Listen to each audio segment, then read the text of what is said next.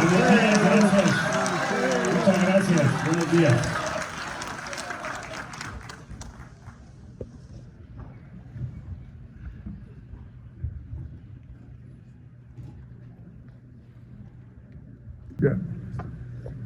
Buenas tardes, tengan todas y todos ustedes. Es un placer estar aquí en este extraordinario auditorio con esta extraordinaria audiencia y para la gente que está conectada en otras plataformas. Y les queremos dar la bienvenida a el análisis de esta Estrategia Nacional para la Reducción de la Brecha de Salud en México. Solo como un tema de contexto y de prospectiva. Si revisamos el interés que ha mostrado el licenciado Marcelo Ebrard Casaubon durante toda su carrera como servidor público, pero daré tan solo unas pinceladas muy breves en torno a algunos temas de salud cuando fue jefe de gobierno, por ejemplo. Y está aquí el jefe Manuel Mondragón y Cal, que era el secretario de Salud en esa época. Jefe. Gracias.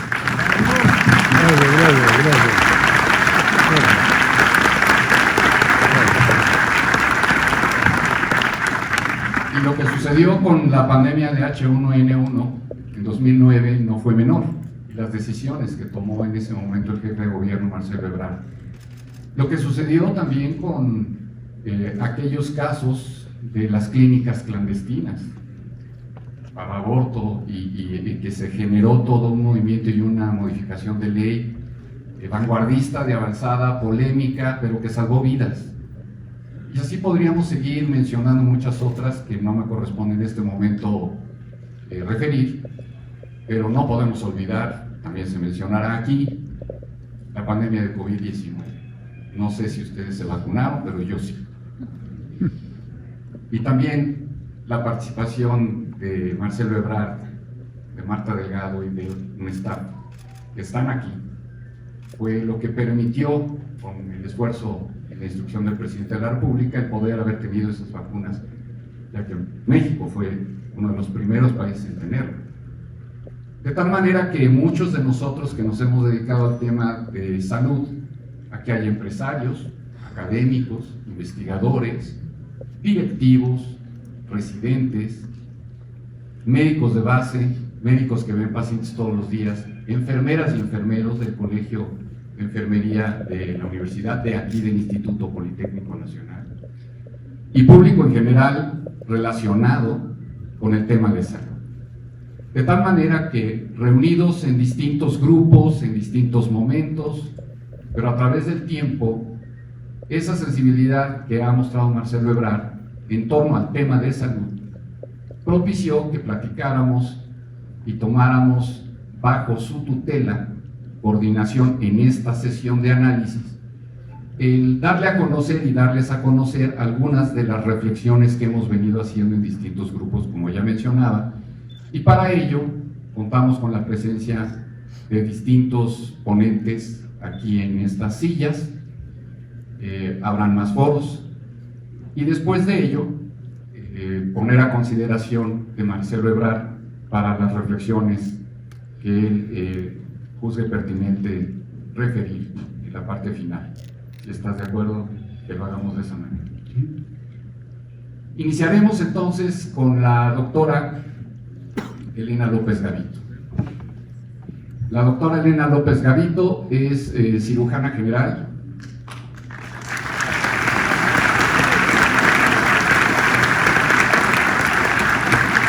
Pero no quiero omitir, no puedo leer el currículum de cada uno de aquí porque se nos consume toda la hora, pero sí puedo decir que la doctora López Gavito, egresada de La Salle, de la Facultad de Medicina, especialista en cirugía general, fue la responsable de arbitraje médico en el estado de Sinaloa, vive en Mazatlán, sigue operando pacientes en el Hospital de la Naval, entre otros, y aparte de todo, es abogada, y de las buenas.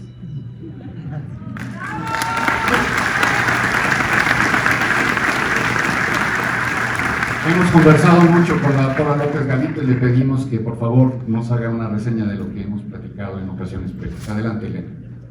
Bueno, pues agradezco sobre todo el poder estar con ustedes en este foro y poderle transmitir al licenciado Ebrard muchas de las inquietudes que tenemos en la cotidianidad de los médicos. En primer lugar, estamos analizando un tema pues ya muy añejo, que desde siempre lo hemos visto como un momento para mejora y oportunidad, pero pues como les mencionó Javier, soy cirujana, vigente en el ejercicio profesional, mi esposo es ginecólogo, pero en el día a día estamos viendo lo que se está desarrollando en nuestra consulta. Asimismo, quiero comentar que hemos estado reflexionando con los colegios, federaciones y agrupaciones médicas todo lo necesario para mejorar precisamente lo que se requiere en el sector salud. Aunque mi especialidad básicamente se realiza en el segundo y tercer nivel y en algunos casos en alta especialidad, no dejamos de visualizar que la esencia primaria para la prevención se encuentra en el primer nivel, como lo sabemos. Nuestros colegas tienen que tener una mejor educación médica continua y valga el pleonasmo permanente y de excelencia. ¿Para qué? Pues para que cuando nos llegue un paciente a nuestra consulta de referencia tenga la oportunidad de recibir un tratamiento y un diagnóstico oportuno y desde luego que se restablezca su salud. Nosotros sabemos que todo esto está pues inmerso en todo lo que son las políticas de Estado, pero queremos hacer algunas reflexiones sobre todo en el primer nivel de atención médica, que es donde tenemos que fortalecerlo, porque sabemos que la prevención en todas las ramas del conocimiento es lo que fortalece los resultados y desde luego que la economía. Estamos muy preocupados por todo lo que tiene que ver con las enfermedades crónicas y degenerativas, pero no dejamos de reconocer que también hay otras enfermedades que se requieren de atención, como serían las enfermedades cardiovasculares y el cáncer. Es muy importante, estamos en un lugar que tiene que ver con la educación, pero básicamente el educar creemos que es un área de oportunidad en salud, sobre todo desde las escuelas de medicina, el posgrado. ¿Para qué? Pues para que existan los especialistas y los médicos que el país requiere, que de alguna manera sean sensibles y sobre todo que se voltee a ver la parte humana y la parte que la persona enferma necesita. Todo esto pues, se requiere de insumos, se requiere de infraestructura y que en muchos casos ya la hay. Y esta infraestructura que ya existe, muchas veces de lo que se requiere es de actualizar, de renovar equipo, no necesariamente hacer nuevos hospitales, pero también algo que es un área de oportunidad es el sistema de referencia, el que nosotros podamos oportunamente, en mi caso yo poder mandar a Culiacán o de Culiacán a México y que cuando se regrese ese paciente pueda continuar esa atención médica conociendo qué recibió antes, durante y en el traslado. Pero esto claro que se tiene que fortalecer con tecnología y lo hemos visto que a través de la telemedicina también podemos llegar a muchos lados. Basta tener 2 teléfonos y personal que puede enlazarse para no hacer que un paciente se traslade necesariamente y pues esto nos reditúa en tiempo y desde luego que en una oportunidad para que el paciente no viaje si no se requiere.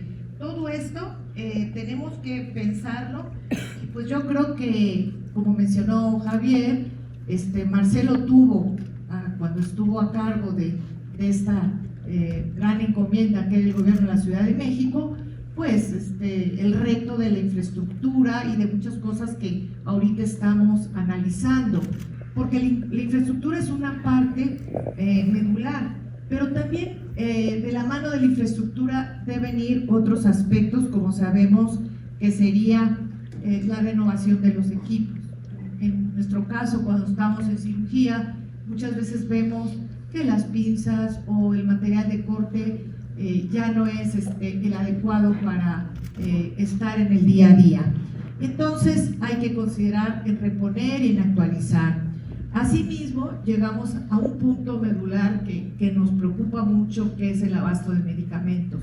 Podemos realizar el mejor método científico, llegar a un diagnóstico y hacer la receta, pero ¿qué pasa cuando no se cumple oportunamente eso? Pues no se logra la curación del paciente. Entonces, todas estas acciones deben ir de la mano y poder decir que hay enfermedades como las enfermedades que ya mencionamos, crónico-degenerativas, que también tenemos que relacionar con el autocuidado. Esto que a nivel global se está intensificando mucho, el paciente participativo, la familia que colabora, porque todo el entorno mejora cuando todos estamos en una misma sintonía, ¿verdad? Entonces, el abasto de medicamentos tendrá que ser uno de los grandes retos, porque sabemos que no solo los medicamentos, sino todos los insumos que se requieren para la atención médica y para que los médicos y enfermeras desarrollen sus actividades cotidianas, porque hay momentos en que también el médico y la enfermera somos pacientes y también queremos curarnos, ¿verdad? Por otro lado, se ha mencionado que existen unidades médicas que nada más requieren una modernización o actualización en los equipos, y eso es lo que estamos nosotros proponiendo, modernizar los sistemas para no quedarnos atrás de otros países que ya cuentan con tecnología de punta. Un tema de no menor relevancia y que, encontrándome en un gremio como el médico, es todo lo que se refiere a la certidumbre laboral y de la seguridad del médico y de su familia. Entonces, todo esto sabemos que, a pesar de que hace muchos años, desde los años 40, 50, se han venido gestando, pues creo yo que algo que podría ayudarnos es tener esta certidumbre laboral. Por otro lado, el tema que nos preocupa y nos ocupa, la seguridad del paciente, que debe ir de acuerdo a la OMS, de la mano con la seguridad del personal sanitario. Y pues este 17 de septiembre festejaremos también el Día de la Seguridad del Paciente y del Personal. No quiero dejar de mencionar y agradecer que en nuestro caso, por lo menos, recibimos oportunamente las vacunas en Mazatlán, no solo yo, sino todos los médicos.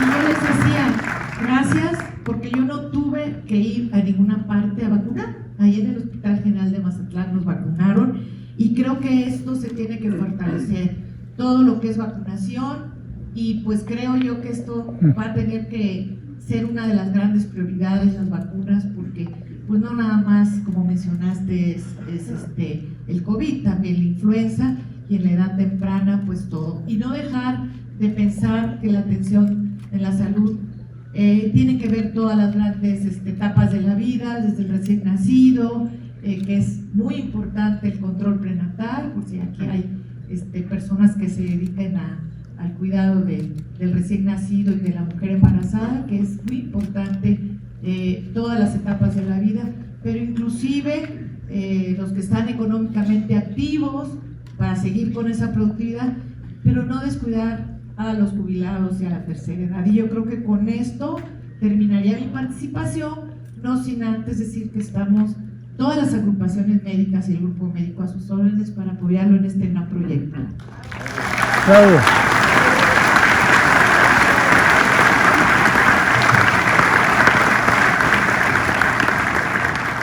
Muchas gracias, doctora López Gavito. A continuación, tengo el privilegio de presentar a la doctora Carla Berdichevsky.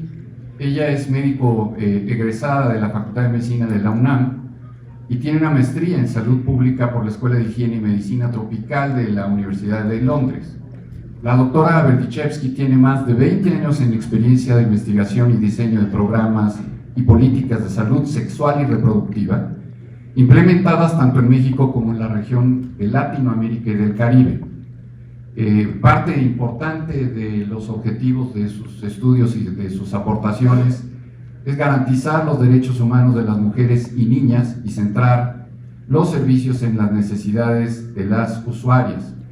Ha trabajado para diversas organizaciones de la sociedad civil, agencias del Sistema de Naciones Unidas, y en su más reciente responsabilidad fue directora general del Centro Nacional de Equidad de Género y Salud Reproductiva de la Secretaría de Salud Federal. Actualmente se desempeña como consultora independiente. Bienvenida, doctora. Adelante.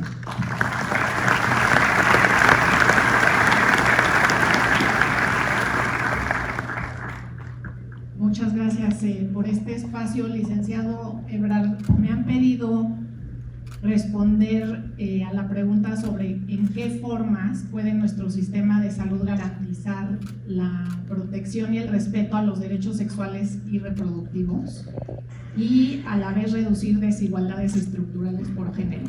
He decidido hacer este abordaje con 3 recomendaciones concretas, sin demeritar una lista muy larga de recomendaciones que habría que hacer. La primera es sobre una pendiente reforma a la Ley General de Salud en materia de salud sexual y reproductiva, para avanzar en un marco legislativo que permita la sostenibilidad de las actuales políticas progresistas planteadas en el vigente Programa de Acción Específico de Salud Sexual y Reproductiva. Es imperante actualizar nuestra Ley General de Salud, que hoy solamente incluye 2 temas: la atención materno-infantil y la planificación familiar. La integralidad de la salud sexual y reproductiva debe abordar como un mínimo temas como el aborto seguro, la violencia de género y sexual, el cáncer de mama, el cáncer de cuello uterino.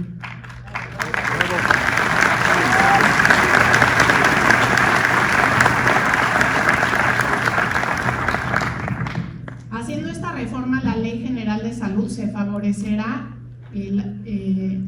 implementar intervenciones de salud conforme a las necesidades del ciclo de vida y aportará una protección al derecho universal a la salud que abarque a todas las personas y a todas las mujeres, independientemente de su condición de edad y de maternidad. Esta reforma además es indispensable para alinear nuestro marco jurídico a tratados y compromisos internacionales suscritos por el Estado mexicano. Entre otros aspectos puntuales, la reforma a la Ley General de Salud debe incorporar a la figura de la partería profesional en su artículo 79, que enuncia a los diferentes perfiles de proveedores de salud. Las competencias de las parteras profesionales incluyen la gran mayoría de las acciones para la atención integral de la salud sexual y reproductiva, y de acuerdo con la Organización Mundial de la Salud, su inclusión en los equipos de salud es una de las estrategias costo efectivas para mejorar la calidad y la cobertura de los servicios de salud sexual y reproductiva. Como segunda recomendación, la importancia de un abordaje intersectorial real para problemáticas de salud sexual y reproductiva no resueltas, como el embarazo adolescente. México ocupa el primer lugar en embarazo adolescente dentro de los países de la OCDE y tiene uno de los niveles más altos de embarazo adolescente en América Latina. La mitad de los embarazos en mujeres entre 15 y 19 años de edad no son intencionados según las cifras de CONAPO, y la necesidad insatisfecha de anticoncepción en este grupo triplica al promedio nacional. Entre más joven es una mujer al embarazarse, el riesgo en salud aumenta tanto para ella como para la persona recién nacida. Por otro lado, la evidencia científica confirma que los desenlaces maternos adversos son 3 veces mayores en madres adolescentes cuando se comparan con madres jóvenes. Sabemos que las madres adolescentes pierden oportunidades educativas y laborales y quedan en marcada desventaja social en comparación con sus pares. De acuerdo con un estudio del Fondo de Población de Naciones Unidas en México, el costo anual del embarazo adolescente para nuestro país es de 63,000 millones de pesos al año, equivalente al 0.3% del Producto Interno Bruto. La existente Estrategia Nacional para la Prevención del Embarazo en Adolescentes ha sido ineficiente en articular una verdadera acción multisectorial que resuelva los determinantes sociales del embarazo adolescente, como son la falta de oportunidades de vida, el matrimonio infantil y las uniones tempranas forzadas, y la ausencia de espacios seguros que garanticen una vida libre de violencia. Es por esto necesario ampliar el alcance de esta estrategia, la ENAPEA, más allá de mejorar las acciones que competen al sector salud en la provisión de servicios y al sector educativo en la educación integral en sexualidad, con el rediseño de una estrategia dirigida por el más alto nivel del Ejecutivo Federal. Como tercer punto, es clave mantener una progresividad sobre los logros en el ejercicio de los derechos sexuales y reproductivos, como los alcanzados en aborto seguro. Por primera vez en la historia de nuestro país, existe una política diferenciada en materia de aborto seguro, con la instalación de una red que actualmente suma 105 servicios públicos distribuidos en las 32 entidades federativas. Estos servicios de aborto seguro operan a los más altos estándares de calidad de acuerdo con las recomendaciones de la OMS y atienden tanto abortos espontáneos como la interrupción de embarazos en el marco jurídico vigente en nuestro país. Como resultado de esta política, se amplificó el acceso y disponibilidad a la interrupción voluntaria del embarazo, triplicando el indicador del número de atenciones en el país en solamente 2 años. Estos son los embarazos producto de una violación. Para operar los servicios de aborto seguro, se publicó un lineamiento técnico sobre el aborto seguro que recupera la acción de inconstitucionalidad 148-2017 publicada en septiembre del 2021, en la que la Suprema Corte de Justicia de la Nación declaró inconstitucional las penas privativas de la libertad contra la mujer que se practica un aborto y también en contra del personal sanitario que asiste el procedimiento.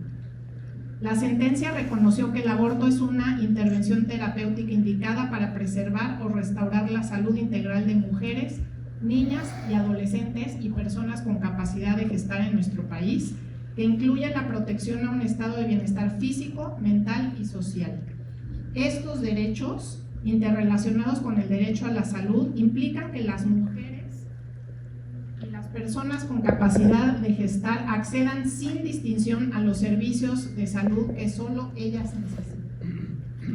México destaca en América Latina y el mundo por esta política garante de derechos, y para su continuidad es necesario dar formalidad y continuidad al presupuesto destinado en salud como una acción afirmativa que permita financiar el modelaje y funciones esenciales como capacitación y supervisión.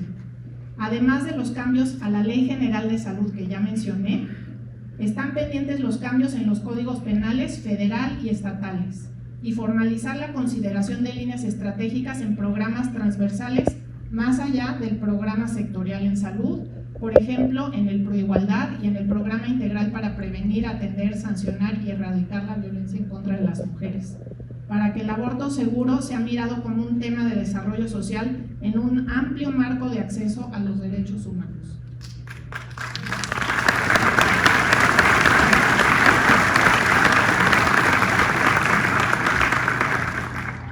Por último, una propuesta para reducir las desigualdades estructurales por género en el sector salud, partiendo de reconocer que en comparación con otros sectores, quienes trabajamos en el sector salud reportamos ser víctimas de uno de los niveles más altos de violencia y acoso sexual.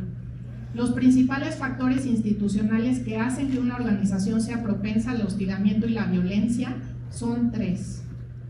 Una estructura jerárquica rígida o vertical, un entorno laboral dominado por la masculinidad y un clima laboral que tolera las transgresiones. El sector salud reúne estas 3 características. En la encuesta nacional de médicos en formación en México, 40% de quienes responden reportaron haber sufrido acoso sexual durante la formación.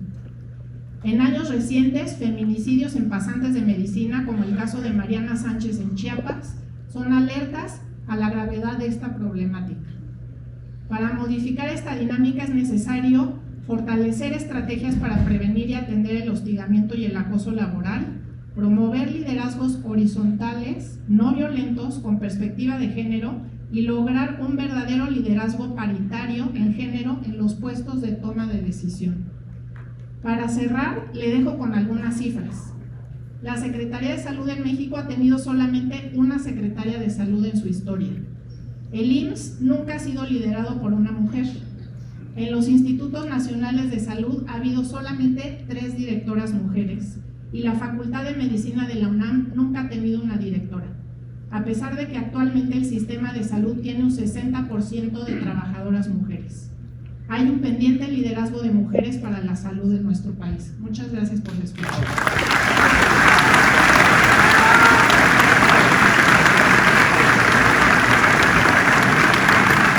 Muy bien.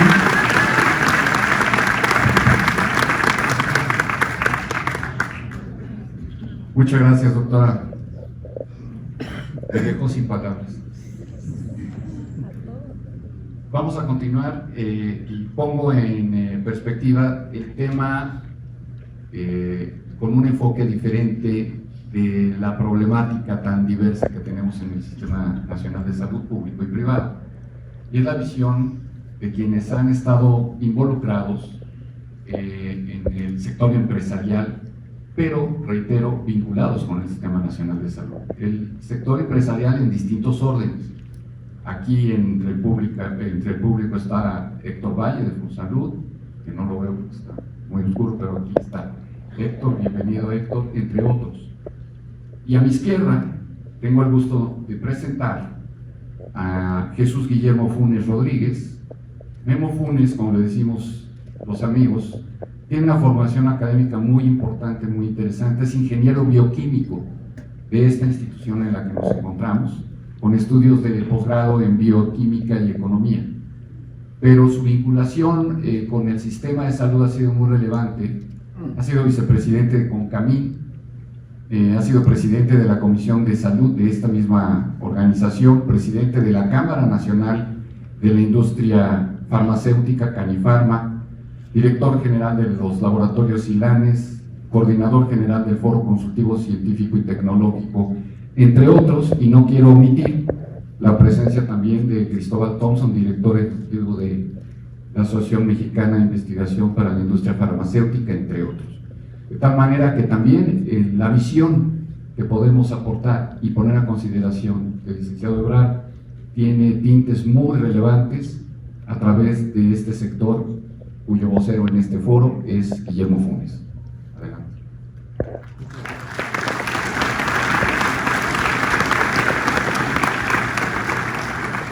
Muchas gracias, licenciado Ebrard, por la invitación.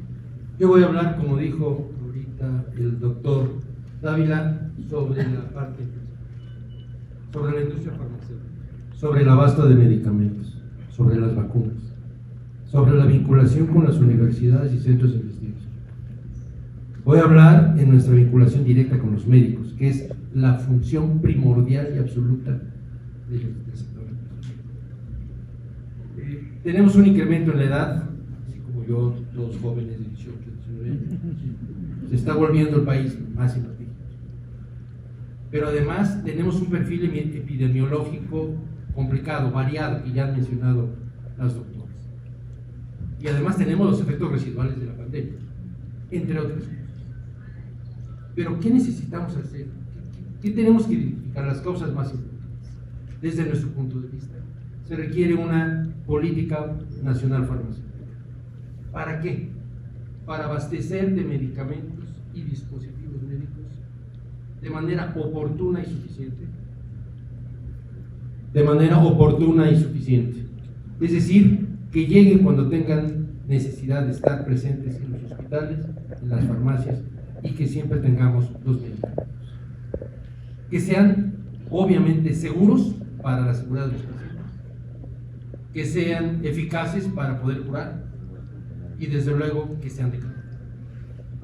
Necesitamos medicamentos y dispositivos médicos con incrementos en tecnología, con innovación. No podemos atender la salud si no metemos una variable como la tecnología. Y aquí voy a hacer un paréntesis. La tecnología es fundamentalmente en las áreas modernas, biotecnología e inteligencia artificial. Y lo voy a poner solamente como ejemplo: biotecnología para medicamentos y inteligencia artificial para dispositivos. Y ahí estamos incorporando, sin duda alguna, un beneficio enorme para los pacientes.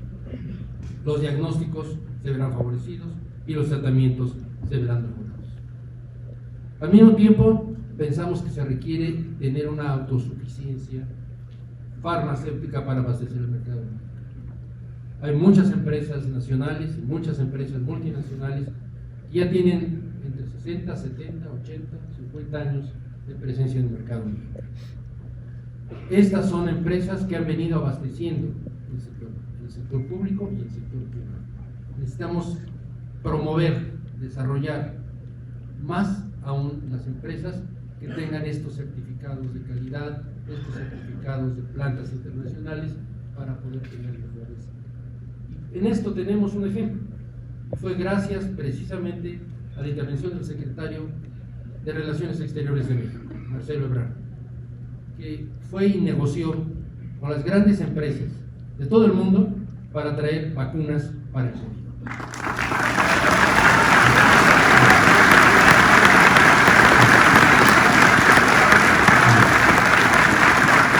Pero además de eso, no solamente trajo las vacunas, sino buscó entre las empresas nacionales quien pudiera hacer las vacunas. Y encontró 2 por lo menos. Hay varias más, pero 2 fueron seleccionadas y fueron las que permitieron fabricar en México vacunas. Y esto fue gracias al esfuerzo de Marcelo Ebrard y del equipo farmacéutico.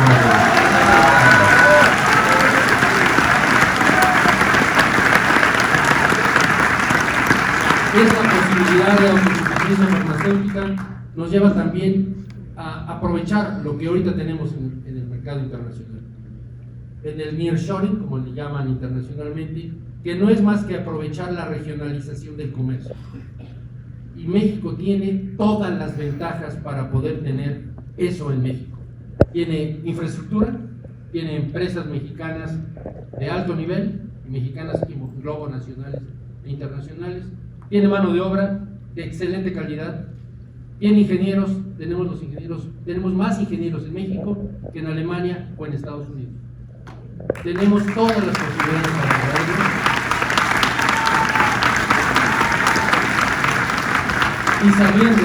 Y sabiendo cómo tiene la percepción el licenciado Marcelo Ebrard, lo que tenemos que hacer es promover eso, que todos lo podamos hacer y sobre todo hablarlo con las regiones para tomar ventajas de lo mismo.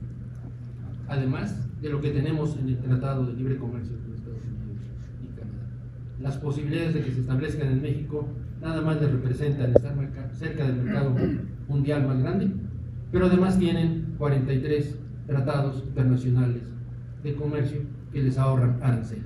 Es decir, tenemos todas las posibilidades. También necesitamos, en base a esto, dinamizar la cadena productiva o de valor, es decir, vincular a la academia, a los institutos de investigación, con la industria y a esta con la educación. Nunca se nos olvide la educación como el factor central, fundamental, que nos permite el crecimiento de la población. Y articularse con un sistema sostenible de distribución, tanto para las farmacias como para las instituciones públicas de salud. Un aspecto central a trabajar en todo esto es el aspecto regulatorio.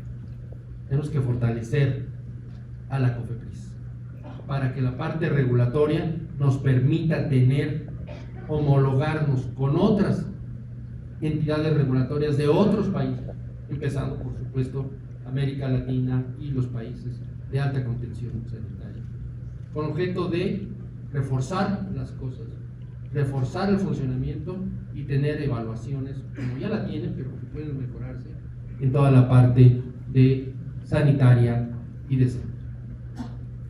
Buscar la cooperación regional e internacional es algo que el licenciado Ebrard conoce de memoria, lo tiene en el ADN, entonces ni siquiera necesito mencionarlo, y solamente daré como la parte final una propuesta: el desarrollo y fabricación de vacunas para la población mexicana, particularmente la niñez. Sí. Ese es un tema que a la industria le preocupa mucho. Toda la industria está lista para trabajar al momento en que se nos anuncie. Pero sin vacunación estamos en debilidad, estamos en desventaja.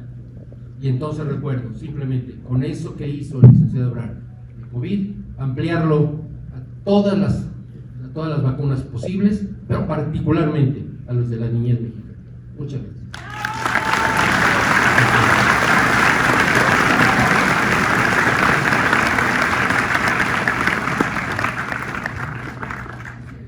Muchas gracias, ingeniero Funes, muy relevante lo que usted menciona.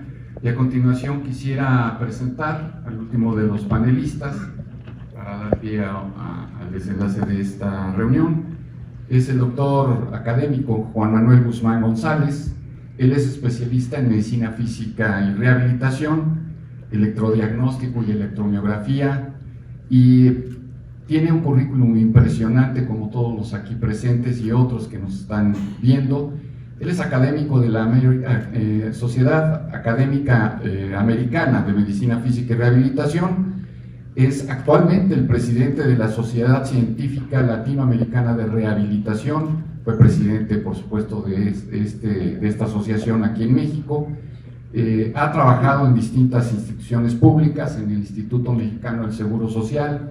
También fue director de políticas y programas de salud del Consejo Nacional de Personas con Discapacidad y ha sido un, diría yo, activista en favor de los discapacitados, de las personas con fragilidad y de mucha gente que no ha sido escuchada durante décadas o insuficientemente escuchada, pero que han contribuido a que cada vez se le preste mayor atención, y es por ello que lo invitamos para escuchar sus reflexiones. Adelante, Juan Manuel.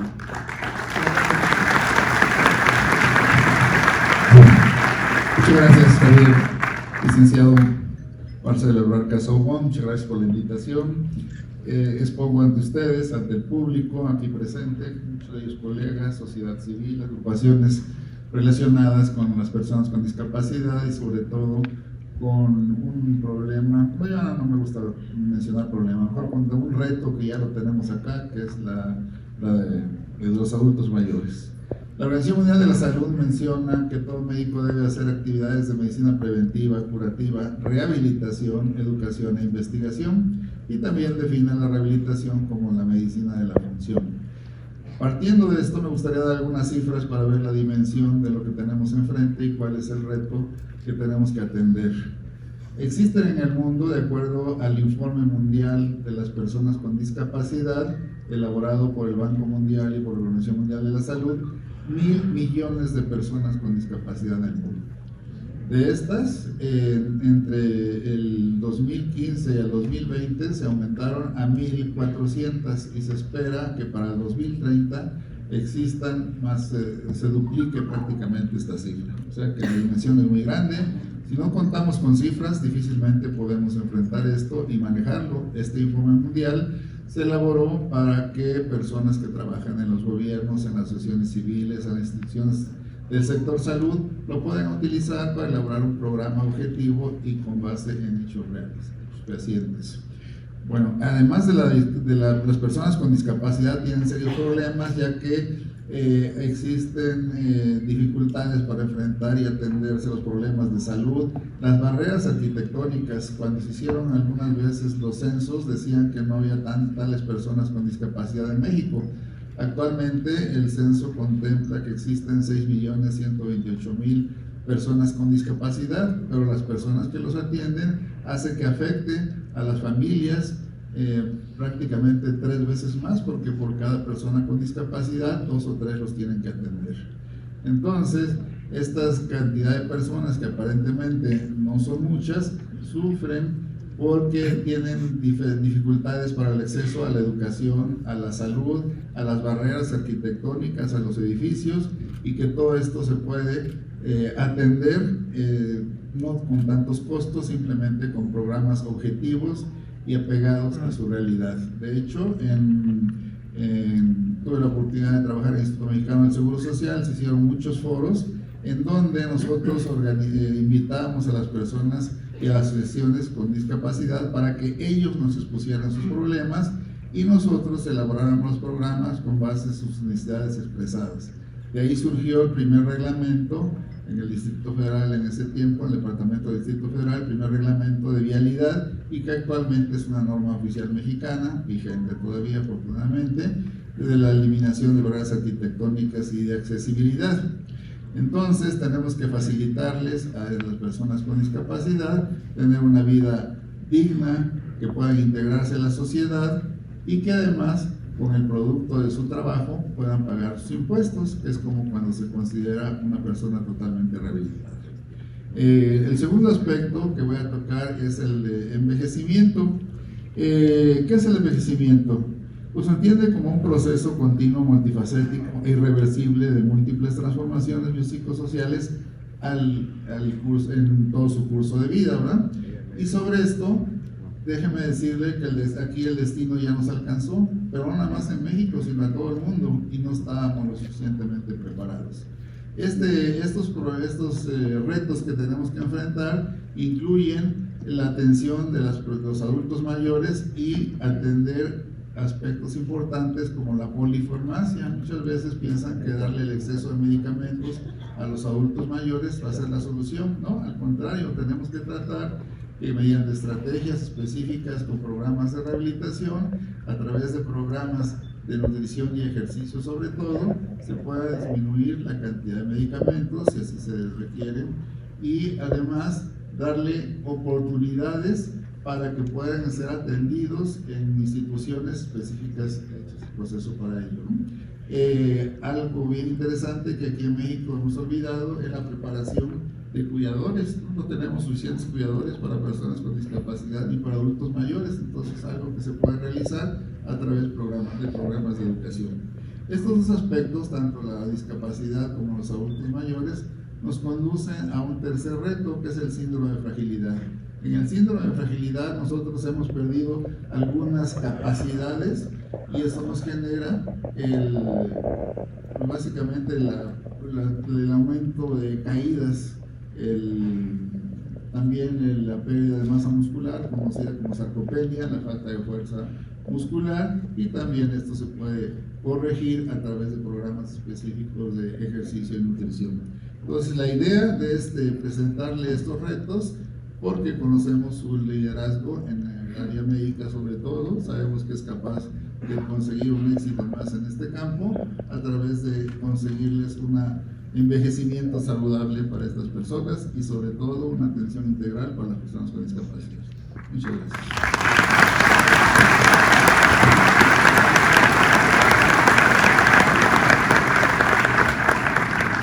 Muchas gracias, doctor Guzmán. Entiendo que tenemos la proyección de un video breve. Si lo pueden poner, por favor.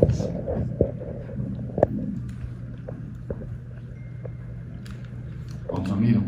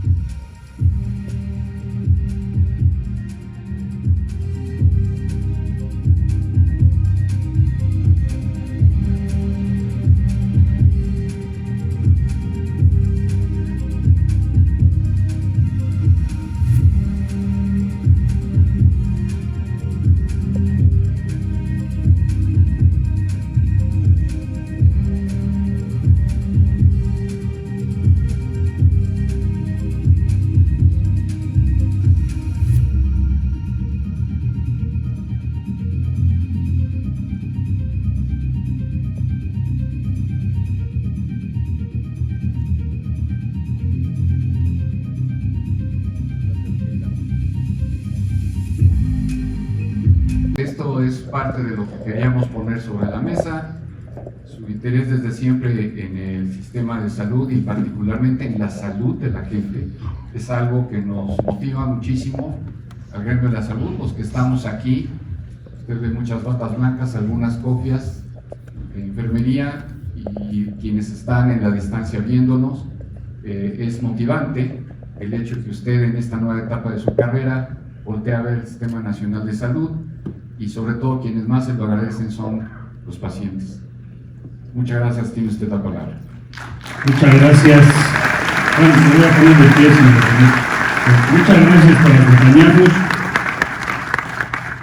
¿De qué se trata? Queremos y hemos trabajado intensamente estos años para construir un sistema universal de salud. Quiere decir que tengamos acceso todas y todos en nuestro país al servicio de salud, de calidad, con atención humana, y que tengamos todas las especialidades que necesita nuestro país. De eso se trata. Quiero agradecer mucho las propuestas que han ahora presentado y a todas y a todos en la comunidad de trabajadores de la salud, reconocerles, porque viví muy cerca de ustedes, lo que fue el estrés, así lo podríamos denominar, el estrés más intenso para el sistema de salud mexicano con el COVID-19. Fue tremendo y yo vi la heroicidad de las médicas, los médicos, los trabajadores de la salud. Por eso tengo la plena convicción de que podemos y vamos a alcanzar un sistema de salud universal, de calidad, que dé atención a todas y a todos, que es el objetivo principal que nos congregan. Reconocer cuál ha sido el trabajo que hemos visto estos años. A mí me consta, porque yo diario asistí al gabinete de seguridad del presidente y vi cómo él es uno de los primeros presidentes que ha ido a todas las clínicas de seguro social, o que ha puesto a andar edificios, hospitales que estaban vacíos, que no tenían personal, o cómo se combatió el oligopolio de algunos distribuidores de medicamentos que imponían sobrecostos de 30 o 40%. Todo eso lo hemos vivido estos años y hay que reconocerlo, es el punto de partida. Hay un cimiento sólido, importante, que tenemos que tomar en cuenta, porque es la base de lo que sigue. ¿Qué sigue? Y empecé. Sigue a ser el siguiente nivel. ¿Cómo lo hacemos? ¿Cuál es el objetivo? Insisto, Sistema Universal de Salud. Hoy tenemos, más o menos para que ustedes den una idea, que atender a 37 millones de mexicanas y mexicanos que no tienen acceso permanente a los servicios de salud. 5 veces la población de México en 1810.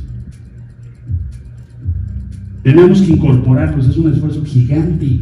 No estamos hablando de algo que es solo momentáneo. Tenemos que ampliar, hacer crecer toda la atención primaria. La atención primaria es lo que te permite prevenir, detectar a tiempo y salvar vidas. Ahí es donde se va a ver este esfuerzo gigante. Es lo que sigue. ¿Qué sigue? Aquí ya se planteó. Medicamentos y vacunas. Cuando empezó el COVID-19 no producíamos en México prácticamente ya ninguna vacuna, porque se estableció durante un tiempo que eso no era importante, porque la economía es global y lo puedes traer de cualquier lado si alguien lo hace más barato. Aprendimos que esa tesis debe ser superada. Nosotros tenemos que producir nuestras vacunas y la mayor gama de medicamentos posible, sobre todo aquellos que determinan la vida de grandes segmentos de la población, de nuestra sociedad. Entonces, medicamentos y vacunas. Se puede, tenemos la capacidad tecnológica. Solo por darles un ejemplo, recién, y se debe estar aquí en el Instituto Politécnico Nacional, pude visitar la India junto con el equipo del Instituto Politécnico Nacional, el Instituto Nacional de Nutrición, para traer a México a partir de diciembre las primeras inmunoterapias contra cáncer, en este caso leucemia. Va a ser el poli y nutrición.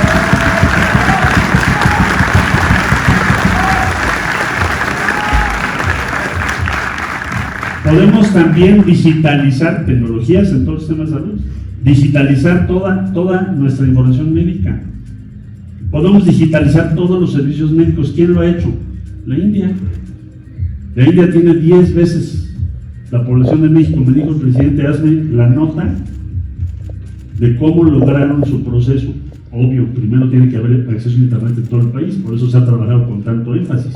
El caso es, puedes tener una identidad sanitaria y de salud por cada mexicano para protegerlos eficazmente. Esto es algo al alcance de la mano. Lo podemos hacer, es lo que sigue. Ok, sigue tecnología, aplicar toda esa tecnología. ¿Qué más sigue? Atender a población, ponerle énfasis a población. Ya se mencionó aquí primero el enfoque de género que comparto con la doctora. El enfoque de género, acción afirmativa en todas las acciones de salud que hagamos. Acciones.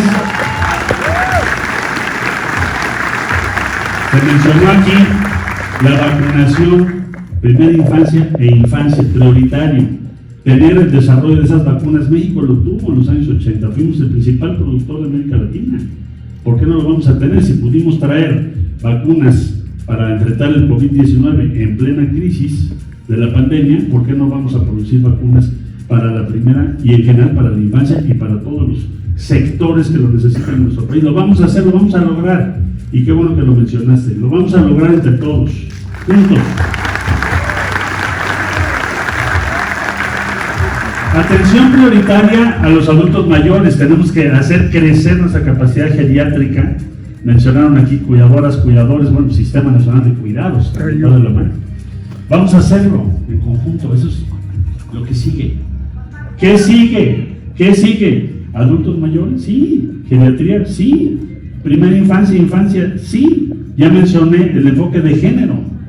Bueno, pues amigas, amigos, esas deben ser las prioridades de todo el Sistema Nacional de Salud. Quiero decirles algo, sobre todo un mensaje, el mensaje de fondo. Si nos proponemos algo, lo logramos. Lo logramos en el COVID-19. Bravo, bravo. Y México, si se propone sacar adelante su Sistema Universal de Salud, lo vamos a hacer. Juntos lo vamos a lograr. Gracias, compañeras, compañeros. Bravo, bravo, Marcelo. Marcelo, Marcelo, Marcelo. Marcelo, Marcelo. Que vivan los trabajadores de la salud. Gracias al Instituto Politécnico Nacional.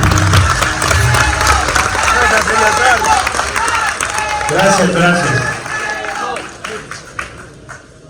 Muchas gracias a todas, a todos. Es un privilegio estar aquí y tengo la impresión de que nos vamos a seguir viendo muy pronto. Así será. Que viva México. Gracias a todas y a todos. Bravo.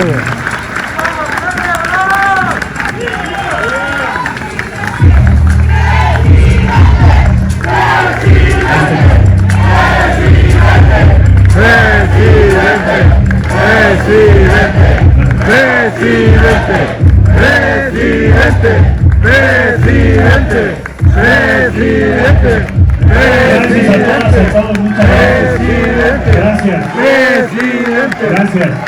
Presidente. Saludos a todos los trabajadores de la salud. Fuímonos.